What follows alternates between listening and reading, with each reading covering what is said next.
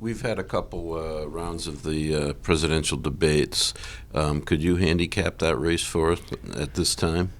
Well, I mean, I know a bunch of them, and in many respects, I think they all have had their good sort of moments and good qualities, but clearly, this is not a debate club. We really need to, as a party, act in terms of getting this field winnowed down. And some of it's going to happen, by natural events. Eric Swalwell, when he dropped out, I think he did it because he had a House seat that he suddenly was worrying about back home in California, and the money wasn't coming in too good.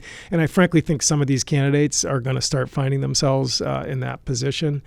There are a number of candidates that did well early with fundraising that gives them some sort of sustainability for a while longer.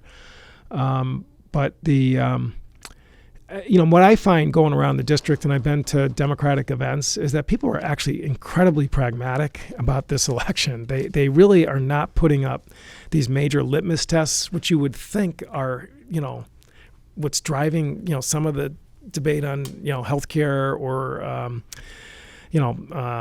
some of the issues that, create the biggest sort of clash that's out there right now, criminal justice. That's really not what people, are walking around with a clipboard sort of doing a checklist. They want to know who can really unify and win critical states, like Pennsylvania and Michigan and Wisconsin and maybe Ohio. That's where I think the winnowing is really going to start sort of kicking in the most.